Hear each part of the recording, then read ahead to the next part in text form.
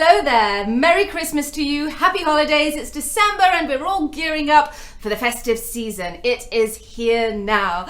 So I am Rachel Grant and I play Peaceful Fountains of Desire in the James Bond film Die Another Day opposite Pierce Brosnan. Now what can I tell you about working on the film? It was 3 amazing days at Pinewood Studios on the James Bond 007 stage. I was there on a Monday, Tuesday and Wednesday. I remember it so clearly. I remember I was given 3 dresses to wear on the day, and one of them was the pink fuchsia dress that I ended up wearing in the movie. But there were 2 other choices that we didn't pick. But anyway, one thing I remember about the dress was that it was really, really big, and Lindy Hemming had bought these 3 dresses from Shanghai Tang, which is the store they came from. They're beautiful, they're original like silk Chinese Cheongsam dresses, and it was huge on me, so she tried it on me, and I was looking at myself in the mirror. Obviously I didn't say anything, she's a professional and very good, and she left the room for a second, and I remember just looking at myself in the mirror going, oh, I'm going to be wearing this big sack in Die Another Day in the James Bond movie. But of course, I was not wearing a big sack. What she did was she had it fitted to my body shape and style to perfection. So she bought a big size and then she was able to tailor it down to my size, so it was perfect. It fitted me perfectly, which is so nice. And I actually recently looked up the dress because I wanted to buy it, like buy a copy of it. I'm sure there are a few knocking around, but it is a vintage dress, I guess now. It's going to be almost 20 years old, and I did look on eBay, but alas, I haven't found it yet. On the bed, please. Face down. Yes, of course. Pierce Brosnan was so nice, he was so charming. And I had a body double on Die Another Day, and so did Pierce Brosnan. And it was funny because in between takes, you know, I'm supposed to be relaxing in my room with my food and my drinks and preparing for the role, and my body double is supposed to stand in with the cinematographer and the cameraman to check for lighting and what have you.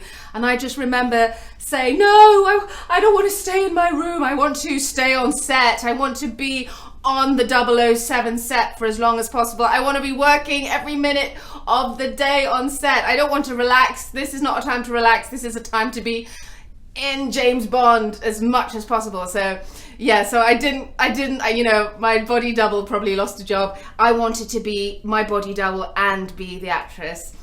So that was nice. So I spent every second possible in that position that Peaceful was meant to be standing in when the camera was rolling and when the camera wasn't. So what was nice is that Pierce Brosnan had a body double also, but Pierce was so chatty and so friendly that he actually stayed on set too to talk to me quite a bit. So I thought that was really nice. And it was, you know, when I rethink of my moment on the James Bond set, it really is so magical, and every single little detail on that set is perfect. Even the smallest ornament in the corner of a room has some meaning or significance. They really go into a lot of thought, and everything is perfect. They polish and clean everything. Everything's so nice, and it's so wonderful to work like on a movie that has that quality. I'm not that kind of masseuse. I'm not that kind of customer. One of my favorite things about Christmas is that my family and we go back to the Philippines, and the Philippines is where I was born and where my mother is from, and you know, I have a lot of family there. So we go back to the Philippines and we cook this enormous feast on Christmas Day, and we invite all the local children who live in poor communities, slums and underprivileged communities around our neighborhood, and we invite them in and we give them this amazing Christmas feast that they never forget. And we also give them gifts like chocolate or even basic things like shoes and clothes that they don't have. And then we play games and we have music and we dance, and it really is the most amazing Christmas. Imagine doing that on Christmas Day with 100 children in this big room with lots of food and festivities. It's so nice. But we haven't been able to go back to the Philippines recently because of COVID. However, COVID has not stopped us from giving. We still give.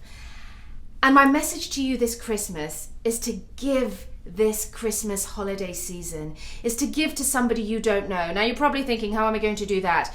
Well, there are so many ways you can give. Obviously you can give money, but I'm thinking of things like your own things. You can pack a bag of old clothes or shoes or things that you haven't worn before. We all have things knocking around and items or small bits of furniture. There are so many organizations that will come and collect them, or you can drop them off at your local charity shop. People really need your things. There are even food drives where people are trying to feed the homeless this Christmas. People are without food and clothing.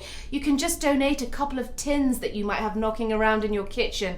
Tins that you're never going to open and eat. We all have those. So my message to you this Christmas is to give something to an organization this year. Pack a bag, a box, or just a small little bag and give it to a local organization.